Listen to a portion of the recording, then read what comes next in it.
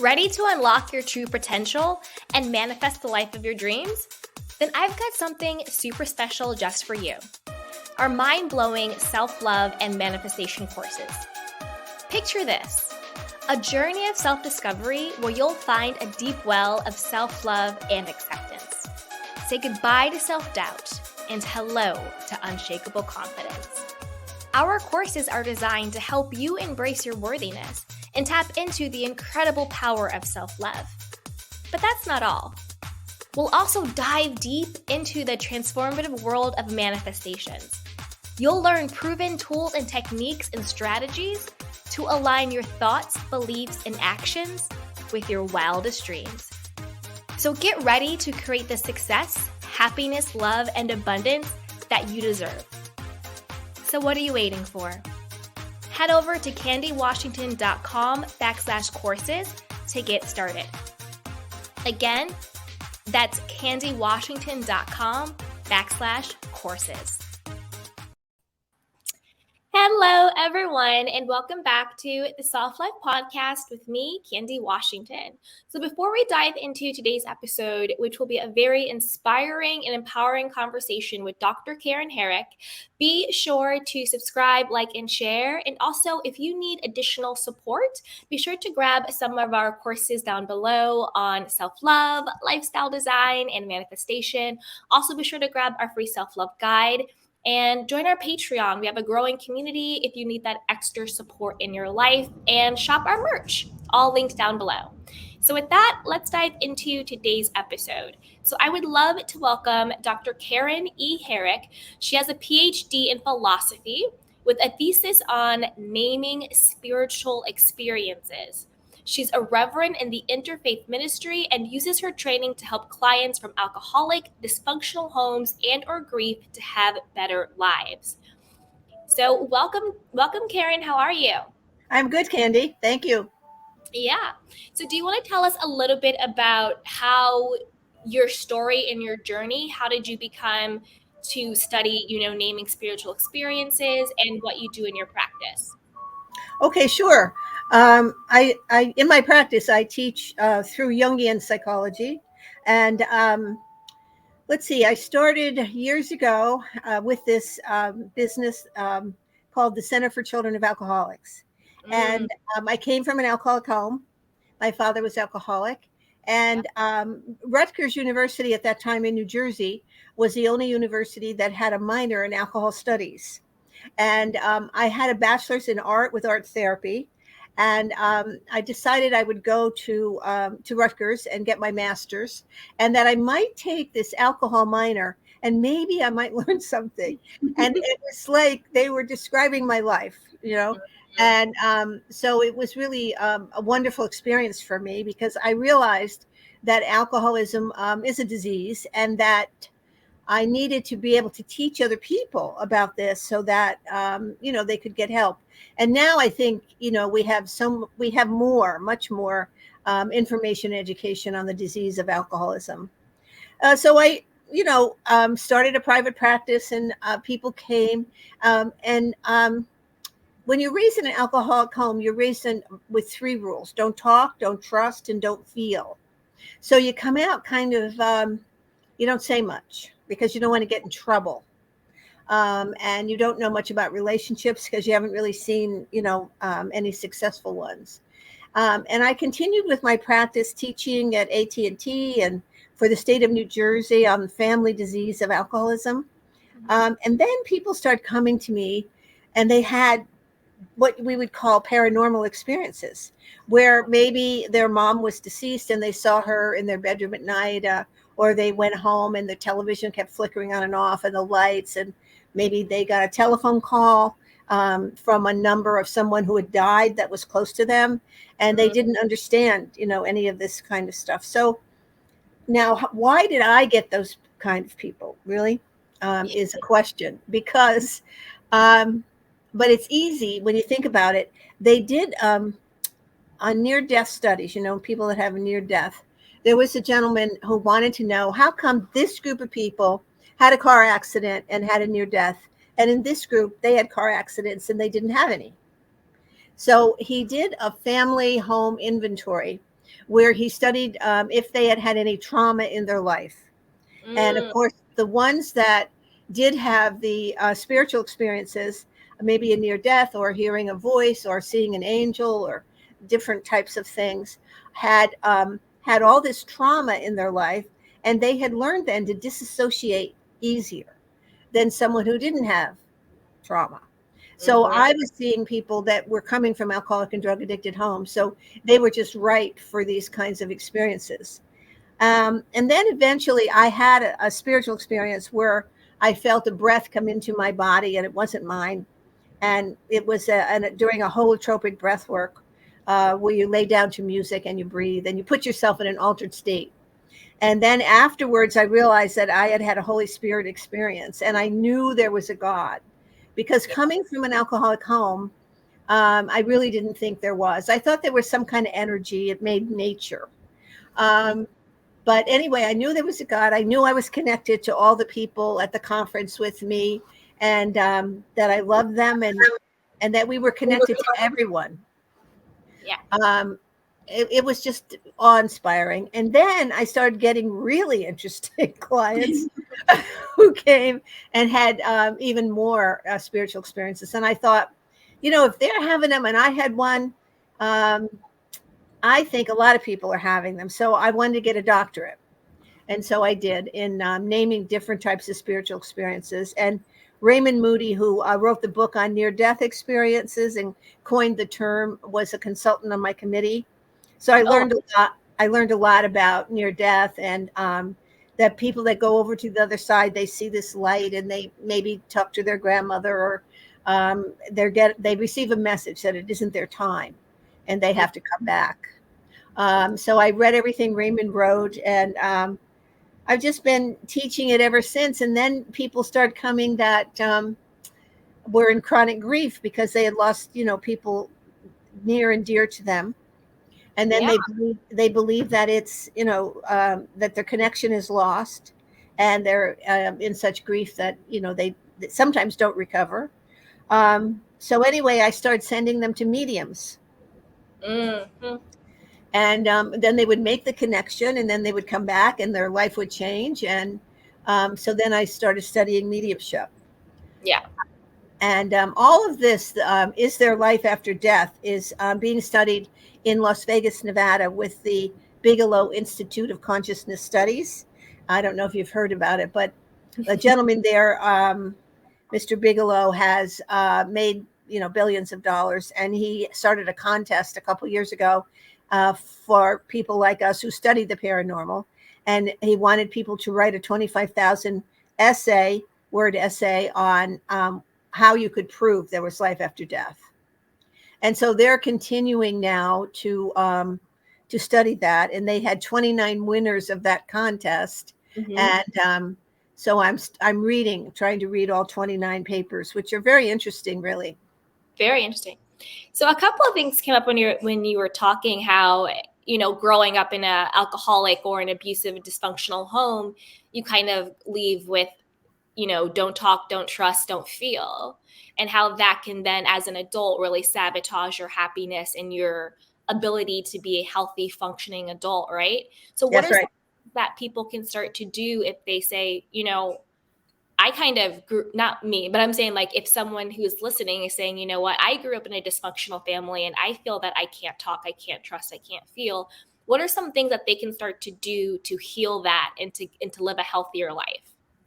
Okay, well, they can go to therapy, and if you can't afford that, then the best thing to do is to go to either, if you have a problem with alcohol or drugs, Alcohol Anonymous or Narcotics Anonymous.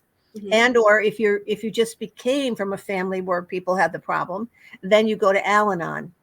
And also there's one meetings for Alateen. So if you have children that are living in an alcoholic home, they can go to Alateen meetings, which is once a week. And they have, camping experiences and that kind of stuff, where they can learn that it's a disease. And so mommy or daddy has a disease, but we didn't cause it. And we can't cure it. So how can we live with it? And then what happens when you do join one of those groups is that you meet other people like you. And that's the best thing, is to be able to see that, I can meet Candy and, she looks pretty normal and I'm pretty normal. And so we can grow together, Yeah. and learn more about what happens in alcoholic homes, share the stories, and share that you don't have to feel guilty, which alcoholics or drug addicts are very good at, causing you to feel guilty, like you caused something that you had nothing to do with. Yeah. I love that. So seek guidance, whether it's with a therapist or with a support group, so you can get that community to know that you're not alone. I agree with you 100%. I think that's so healing, because I think a lot of people think I'm the only one who's gone through this, or there's something wrong with me, or there's something just wrong with my family. But then when you get into community with people, you realize, no, this happens more often do you think. It's not you, it's not your fault, and you're not alone in this, and you don't have to feel shame. Because I think it's that toxic shame that keeps people stuck and keeps people thinking that they're a mistake or something is wrong with them, and they don't want to talk about it because they feel ashamed. They can't trust themselves because they feel ashamed of themselves. Right. And then, of course, they don't want to feel, because that's going through a lot of those big, heavy feelings that they may not be equipped to deal with. But like you said, getting that help, getting that guidance, getting that support, getting that community can help you work through that in a healthy way. And then when you were talking about, the spirits and how people were able to disassociate from bigger traumatic experience to have that near-death experience, because they had all that trauma in their life already, they were more used to like disassociating. I thought that was super interesting. And then when you were talking about knowing that there was, a God, knowing that like there is a God and we're all connected, it made me think about how, and then like the spiritual stuff you're talking about, even in like the 12-step programs for alcoholics, one of the big tenets is trust in a higher power. So I think it's really interesting how alcoholics are able to deal and heal with their disease through seeking a higher power. And then the people who are sort of, I guess, victim to their alcoholism or their disease can find their own healing through a God or a higher power. And then also how they call like alcohol spirits, how there's spirits in the alcoholic, something takes over them. So I think it's really interesting how the people who are victims of it heal through a higher power. The people who are alcoholics find a higher power, and there's spirits in the alcohol that they're consuming. So when you think about it, it really is on a very different spiritual level. Yes. Carl Jung said that they were imbibing the spirits when they really were looking for spirituality. And Bill Wilson, who founded Alcoholics Anonymous, he said that alcoholics had to know there was something bigger than them, because pretty much they're pretty arrogant. And they think they know everything. And so AA is just a wonderful spiritual program. And Bill Wilson had a spiritual experience when he was in the hospital. His wife, he married somebody that had some money, lucky for him. And he would drink for I think he drank a couple 22 years. And he went to the same doctor in New York City, and he wasn't going to go. In 1930, they put you in a mental hospital if you were an alcoholic. That's what they did with you. And he said he wasn't going to a mental hospital. Well, so he had a wife who could afford, a private hospital. And after 21, 22 years, the doctor said, look, we've been doing this a long time. You just come in, you dry out, you go back and you drink again. And we're not going to do this. The next time you come in, I'm going to put you in a mental hospital, because that's where you belong. Mm-hmm. So he couldn't handle that with his ego. So anyway, that night in the hospital room, he got down on his knees and he prayed, if there is a God, please take away my desire to drink. And he said the room that lit up with light, and he felt this calmness and peace come over him. And the desire to drink was gone. Yeah. And then the next morning, one day he talks to his doctor, and the doctor tells him, well, look, I'm a doctor. I don't know about that stuff, but today you look better than you've ever looked before. So whatever happened last night, I would stick with it. And so he was going to a church in New York City, and they had something called the Oxford Group. And that group was run by people that wanted to know about the early Christians, Christ and the disciples. And they had a lot of slogans, and Bill and some friends that were drinking would go there, and it would help them not drink. So then that lasted 3 or 4 months, and then he went to Ohio because he worked for a stock company, and he was sent around the country to decide if this company was worth purchasing the stock. And he was in a hotel, and he saw the bar sign, and he all of a sudden he wanted to drink. So he went in a phone booth, which you couldn't do now, and called local ministers of churches. And he said, I have to speak to another alcoholic. And there's no HIPAA laws then. So this minister said, oh, well, you need to go to Bob Smith's house. He's drunk all the time. So he gave him the address, and he went there and knocked on the door. And Mrs. Smith was a member of the Oxford group at her church. So that was a neat synchronicity, which in psychology, we say, look for those synchronicities in life because chance rules, And she said, oh, yeah, he's in the dining room and he's drunk. And so he went in, and he was a doctor, Dr. Smith. And he said, well, you're probably here to try to convince me not to drink. And Bill said, no, I'm here so I won't drink. And so they talked for hours and hours. And then they went down to a local hospital where Bill had been volunteering his time in New York, talking to other alcoholics. And so he stayed there for a couple of months, just left his job.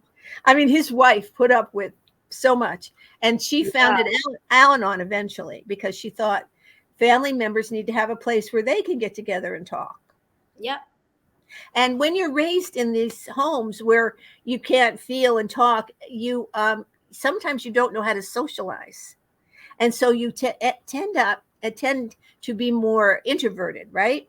Well, if you go to 12-step meetings, they have you help with the coffee, help with the chairs, hand out the brochure. So it's for people who really would be afraid of the crowd, but now they're given a job and they're made to be comfortable.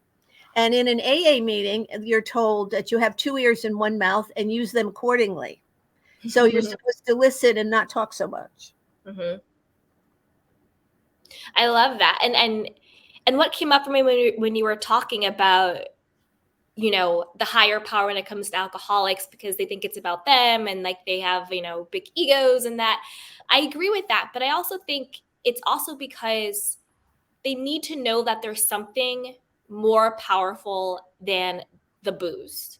Because I think when you have like that disease, whether it's you're addicted to alcohol or to sex or to shopping or to eating or to whatever it is, whatever that addiction is, it seems like that addiction is bigger than you. Yes. So when you have that connection to God, when you have that connection to divine, that higher power, then that is what gives you the strength to overcome that thing that seems bigger than just candy. That's so, right. So it's like so it's like with me and God, we can overcome this addiction because I'm giving it to God to overcome it. It's just like you said, he prayed and he said, not God, give me the strength to take this away. God, you take it away from me. Because the power is from God, not from self. So right. I agree. It's that humbling of the alcoholic, where it's like it's not your strength that's going to get you through this; it's God's strength that's going to get you through this. Right. And so, and you brought up Carl Jung. So for people who may not know, what is the basis of his philosophy? Yes, Carl Jung was a psychologist in Switzerland. He was friends with Freud for a few years, 5 or 6 years. And but he believed that there was Freud believed in that your unconscious was all just your family memories and repressed sexuality. And Jung said there was more in the unconscious except sex, that people had other interests. And he and Freud broke because he wouldn't buy Freud's example of there's just sexual repression in there and family memories. He said your unconscious held, number one, your soul purpose, that we came into this world with a soul purpose, and our job was to find out what that was. And he said the unconscious held memories from your childhood, so yours are my childhood, and then our parents' childhood and how they affected us. And then the third level was DNA of your ancestors, you probably never knew. And he said that sometimes those ancestors left jobs for us to do. And it was our job to figure out that also. And then your culture, or country, how did that affect you? And then at the bottom was your self/soul. And when you go through all of that, like in therapy, finding out all those different levels of things and talking about it, and then what comes up is your real self, which is contained in the soul. Then also, Jung said that around, so if you think of it as a circle, and the top is the conscious part where you and I are speaking today, and the bottom of the circle is the unconscious part.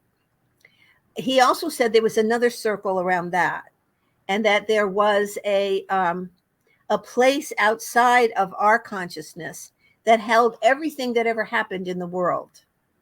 And how he knew that was he worked as assistant of a mental hospital that was a block long in Switzerland. That was his first job. And he had them draw.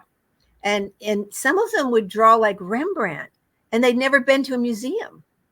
So where did they get that from? From the collective. And he said that if you prayed that God, there would be a higher power that would, he didn't call it that, but that would come and help you. And that also you could pick up memories from the collective unconscious of things that happened in the past. And he also believed in mediumship because his mother was psychic. And he was a little afraid of that because he couldn't go in her bedroom at night because he said there were lots of noises and voices. But his grandfather also had the gift, and he and his second wife would talk to his first wife on the other side at lunch. And so Jung got to see all this, and he wanted to know why, what about all these different levels of consciousness, and how do we explain them? So I believe his psychology is so much deeper. And then he and Bill Wilson, the founder of AA, had a couple of letters back and forth because Jung had helped a friend of Bill Wilson's become sober. And then that gentleman, after a few years, used alcohol again and went back to Jung because, and asked him, yeah, I'm drinking again. He said, well, you need to find the spirit. You haven't really found your spiritual self.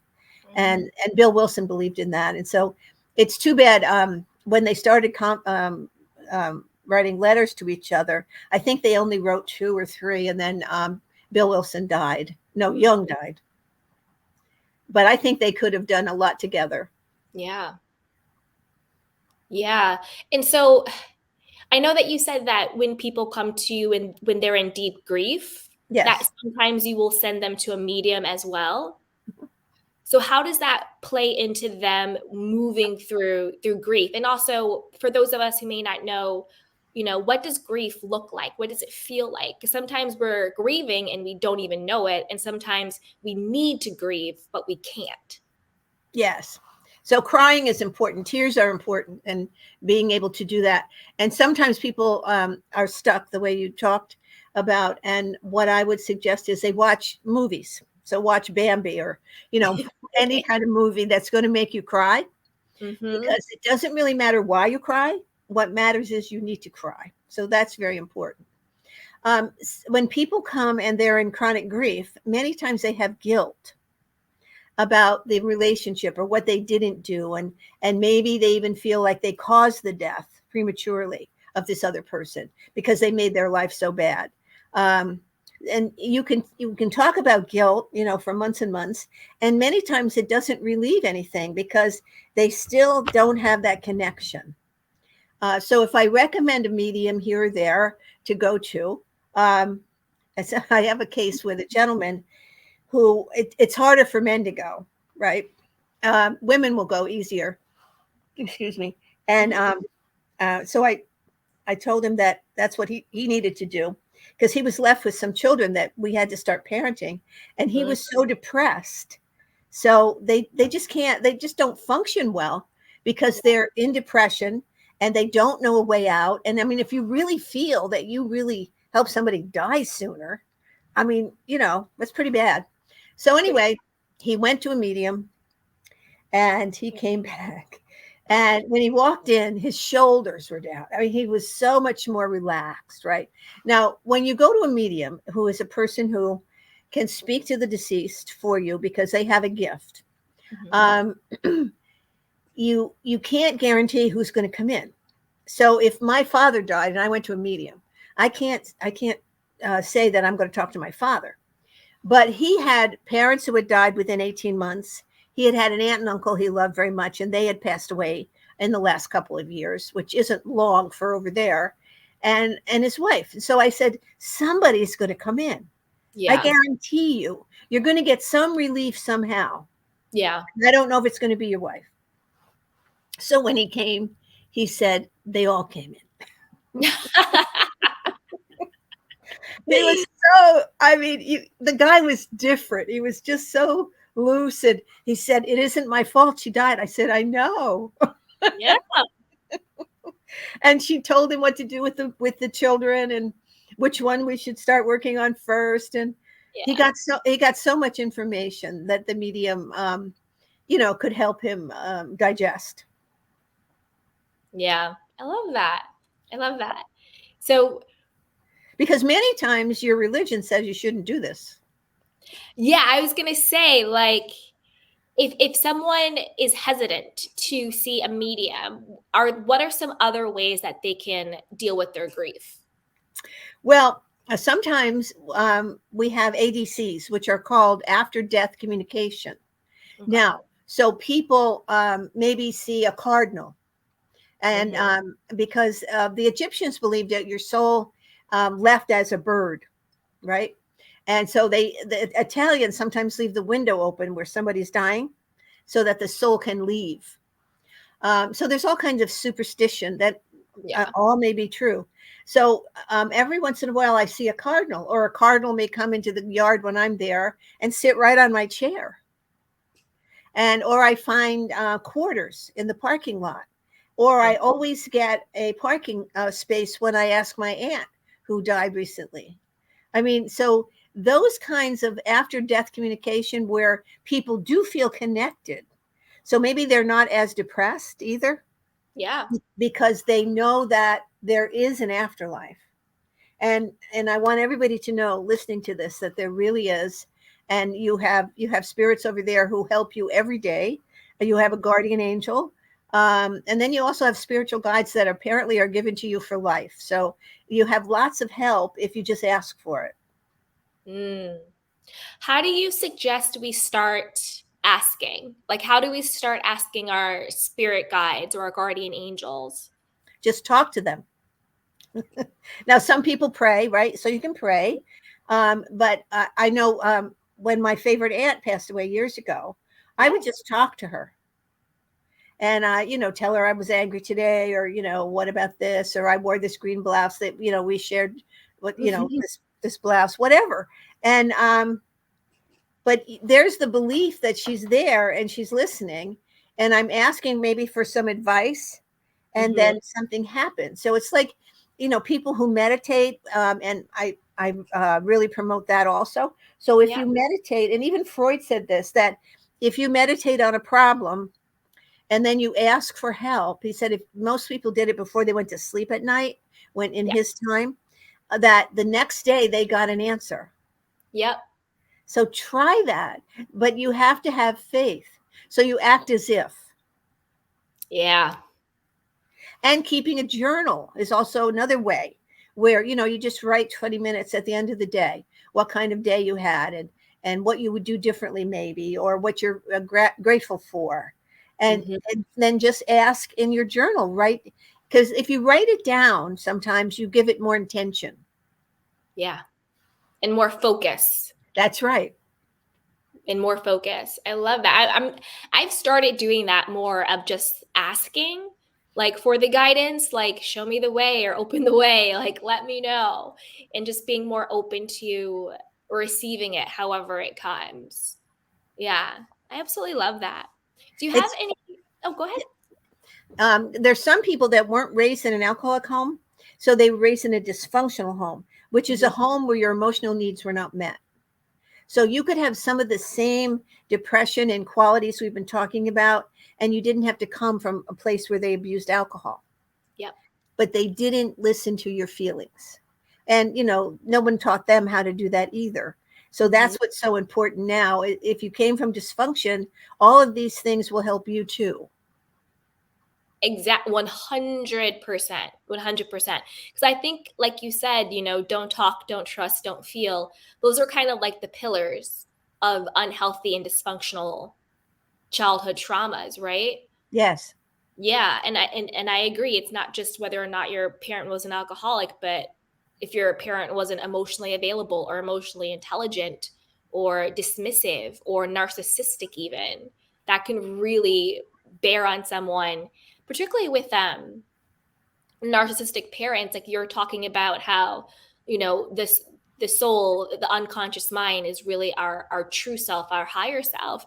But growing up in dysfunction, it disconnects you from your own higher self, from your own intuition, from your own soul, because you're so busy looking outside of yourself to keep yourself safe in those situations, whether it's emotionally, mentally, spiritually, sexually. You're trying to keep yourself safe. You're just so outside of yourself that you learn to, and the trust is not just the distrust of others, but you're usually being gaslit too. So it's distrust of yourself. You didn't learn how to trust yourself and how to listen to your own intuition and your own higher self and your own soul. So I think a big part of healing is just really reconnecting back to your soul purpose of who you truly are, and trusting that the most. Yeah. Absolutely. Yeah. I know for me, I had to learn that as an adult. I had to learn how to trust myself and to connect back to like who I was and to make myself the center of my world. Because I grew up learning that my mother was the center of my world. I didn't grow up learning that I was the center of my world. So Right, very good. So and as you have to develop intuition. Yep. So that's another thing, because there's this little voice inside of you, or this feeling in your stomach that tells you every once in a while that's the way to go. And you have to learn to trust it. Yeah. 100%, because that voice is the divinity that lives within you. That intuition is that.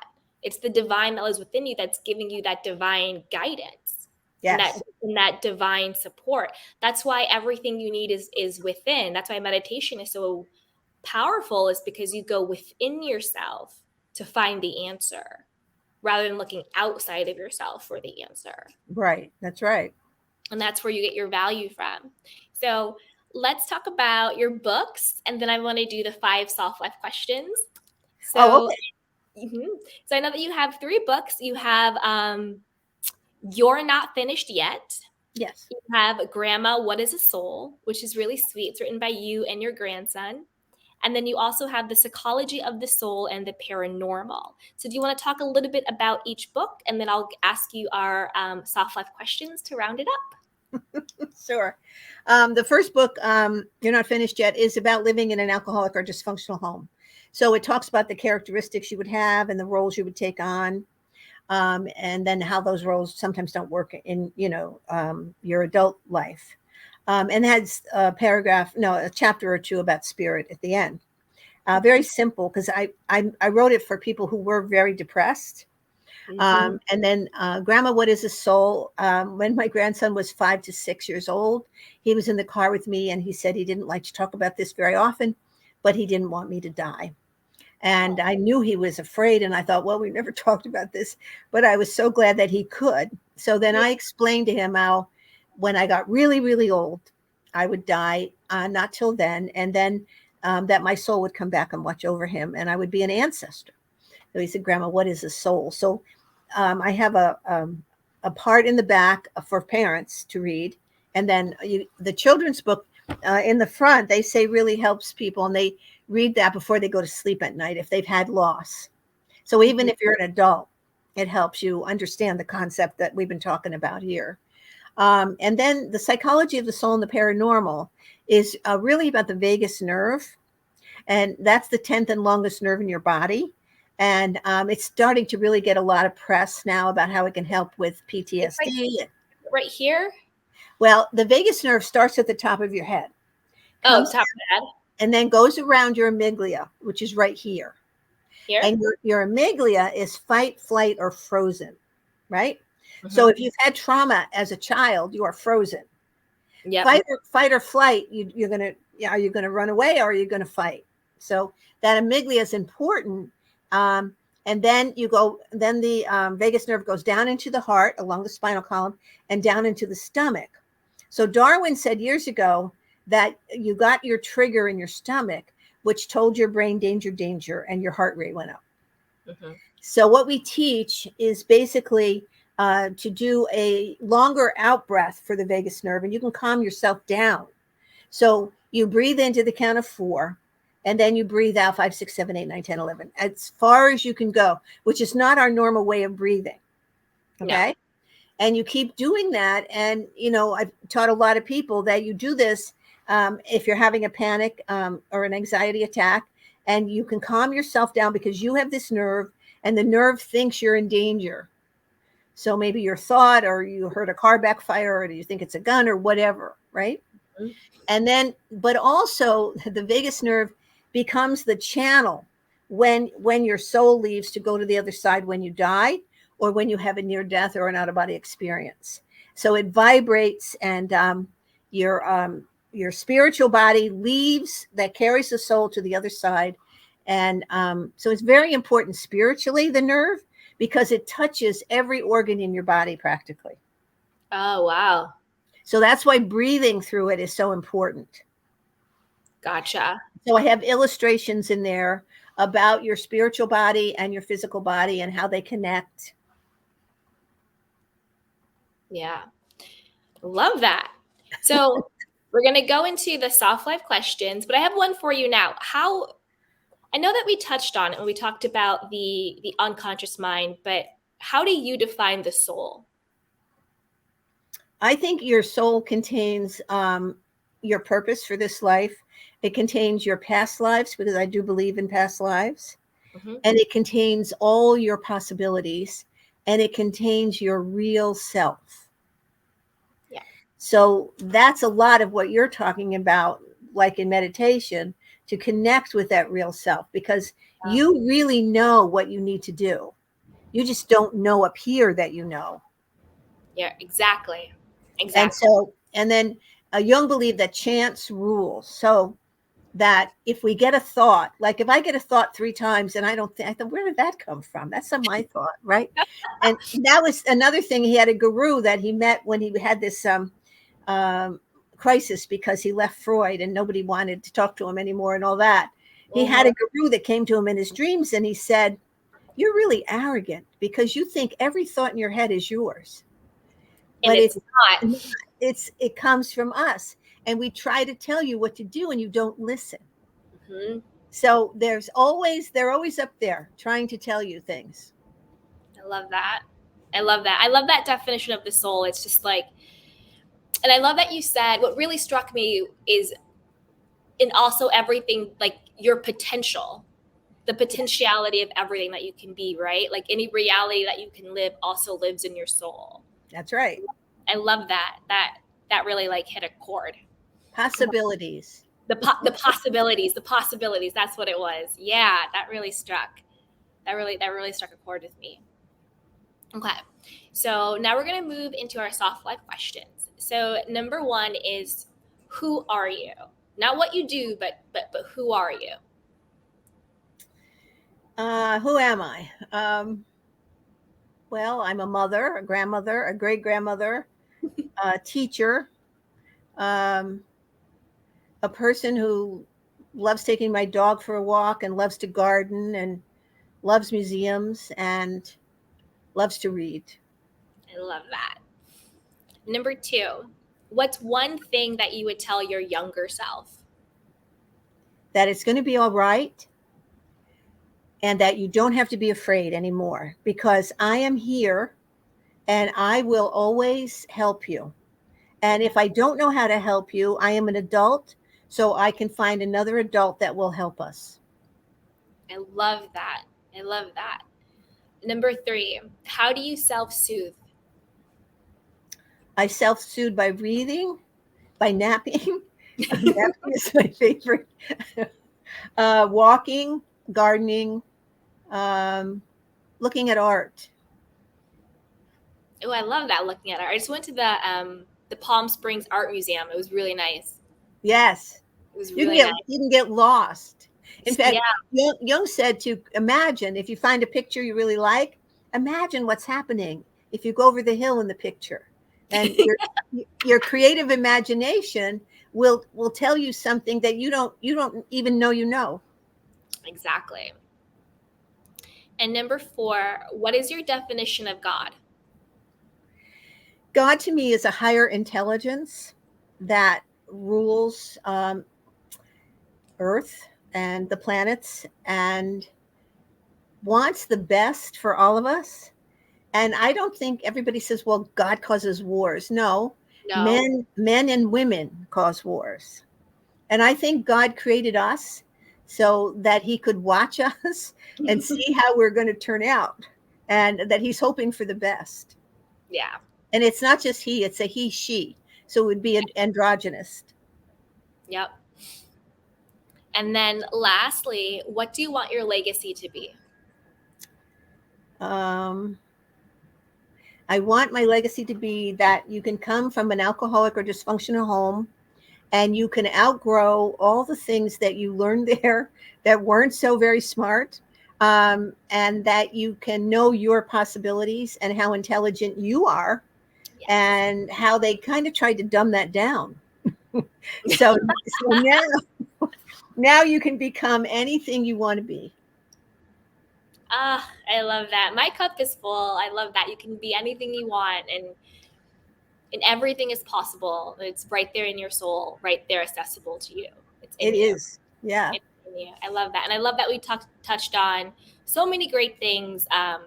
The don't talk, don't trust, don't feel. I think that's a game changer. So for anybody out there who is struggling with that, like Karen said, reach out for support, whether it's through a therapist, whether it's through a support group, get community.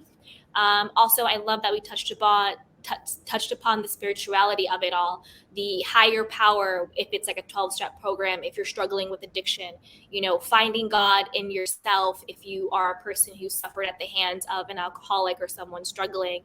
And watch out for the spirits in the alcohol. That's why they call them spirits. Watch out for that. And then I also love how we talked about Carl Jung, and how he really told us what the soul was, all the possibilities, all the past lives, all the ancestors, and our true, real, authentic selves, and how there's also the collective conscious, but there's also the collective unconscious as well that's out there. Yes. And then even like the super conscious, which is that God infinite intelligence, that higher consciousness that lives within all of us, but is greater than us, right? So I love that. Thank you so much, Dr. Karen. This was amazing. 2 last questions. 1, what is one thing that you want to leave us with? And then 2, where can we find you? Everything will be linked down in the show notes and description box, but I want you to also tell us, where can we connect with you? Where can we find you? And just learn more. So my one rule would be half of life is showing up.